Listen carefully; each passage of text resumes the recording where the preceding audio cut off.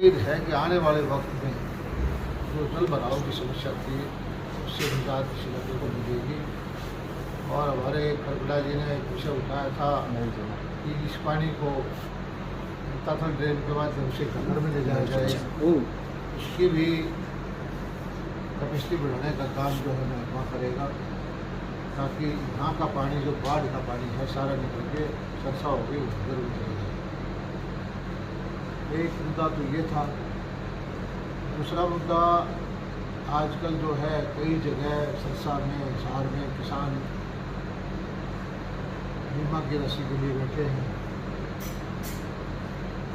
और हमारे दूसरी पक्ष की पार्टियों के नेता, चाहे वो कांग्रेस के हों चाहे हिंदू के हों, भाग भाग के वहाँ जाते हैं। अपने वक्त में वो नहीं देखते कि उन्होंने किसानों की क्या हालत की थी। आज हमारी सरकार को 9 साल हुए हैं, 4,000 करोड़ रुपये से ज़्यादा तो हरियाणा सरकार ने अपने खाते से किसानों के लिए कर दिए हैं। और बीमा का जहाँ तक मतलब है, बीमा राशि का भी हम किसानों के खाते में लगभग 6,500 करोड़ रुपये डाल चुके हैं। कांग्रेस के वक्त में खराबे के 10.5 साल में 1100 करोड़ रुपये दी। बीमा योजना उस वक्त थी नहीं, 10 गुना हो गया। और हरियाणा के जो 6,500 करोड़ रुपये किसानों को दिए हैं, किसानों से सिर्फ 1864 करोड़ रुपये दिए। बाकी पैसा हरियाणा सरकार ने, भारत सरकार ने किसानों को दिया है। और वो भी जो सारा पैसा गया कंपनियों को, वो लगभग जो पैसा कंपनियों ने बांटा है उससे 1200 करोड़ रुपये कम गया है। और इन्हीं का भी विरोध करते थे कि कंपनी आएंगे तो किसान मारा जाएगा। आज किसान इस चीज़ की इंतजार में है कि बीमा हो। और सरसा का पैसा रुका हुआ है, ये सही है। हमने वहाँ का क्लेम हमारे विभाग ने 550 करोड़ रुपये बना किया है। कंपनी कोर्ट के तरीका एग्रीमेंट की धारा के तहत स्टेट लेवल की कमेटी उसमें गई, उसमें हमने किसानों के अपना फैसला किया। कल परसों तो दिल्ली में मीटिंग थी टेक्निकल एडवाइजरी कमेटी की, उसमें भी उम्मीद है कि कल परसों में 1-2 दिन में किसानों का एक बार फैसला हो जाएगा। हमने अधिकारियों से बात की, केंद्रीय मंत्री से बात की, हर बार ऊपर से बात करके किसानों के पैसा दिलवाते हैं। हम किसानों के हक की लड़ाई लड़ते हैं और विपक्षी पार्टियां जो है मौके का फ़ायदा उठाने की उसमें कोशिश में लगे रहते हैं, जबकि वो ये नहीं देखते कि उनके वक्त में उन्होंने क्या किया था। आज किसानों के लिए बिजली के रेट पिछले 2 साल से हमने नहीं बढ़ाए। माइक्रो इरीगेशन पर 85% सब्सिडी है। नहरों का बजट जो है 5 गुना बढ़ाया है। और सबसे बड़ी मंडी हिंदुस्तान में जो है, दुनिया की सबसे बड़ी मंडियों के मुकाबले में बढ़ाने जा रहे हैं, जिसमें 10,000 करोड़ की लागत आएगी। 30-40 करोड़ का सालाना कारोबार होगा।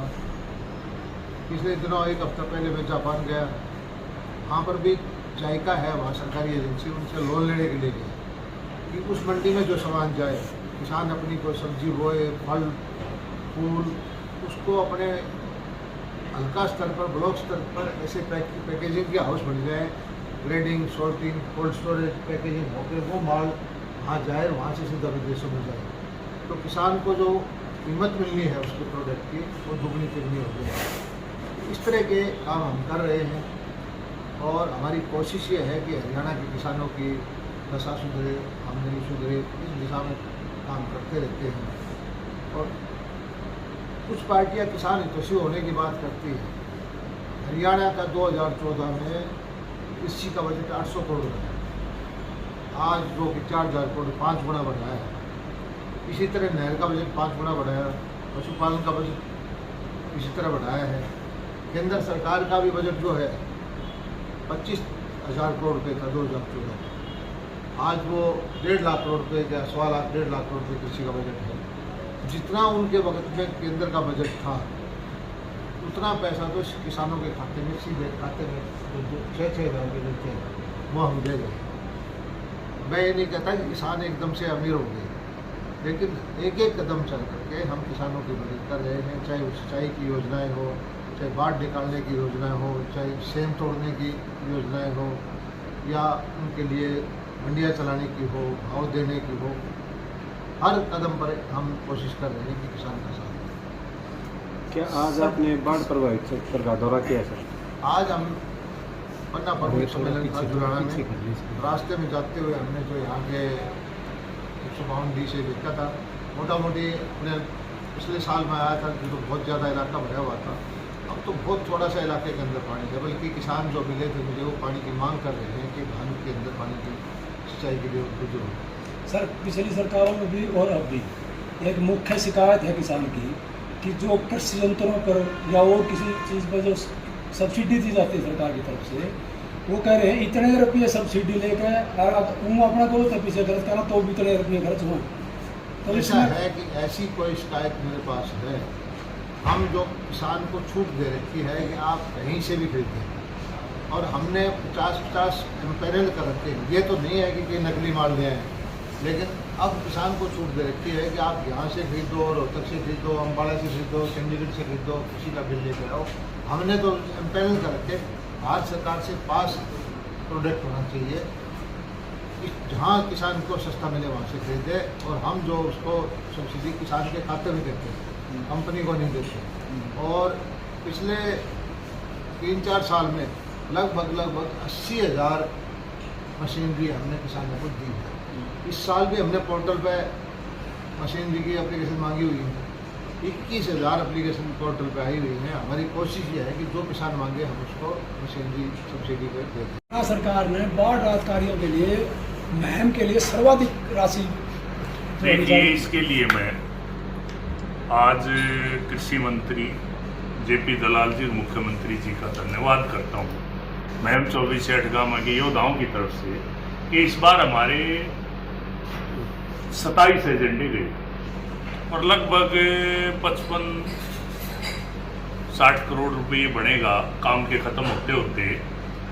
और दलाल साहब और मुख्यमंत्री जी को मैं इस बात का कोटि धन्यवाद करूंगा। सारे के सारे एजेंडे मंजूर किए गए, एक भी एजेंडा, एक भी काम ड्रॉप नहीं किया।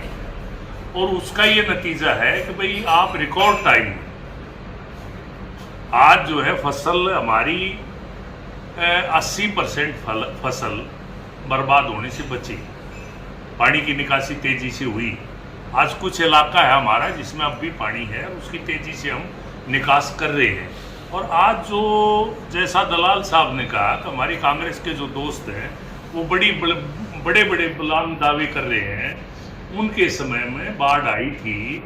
यहाँ जो है 3 महीने तो आपने देखा ये हाईवे बंद रहा था, बाएं दाएं से यहाँ पर हम लोग ट्रैक्टरों से जाते थे और घरों का पानी 3 महीने में निकला था।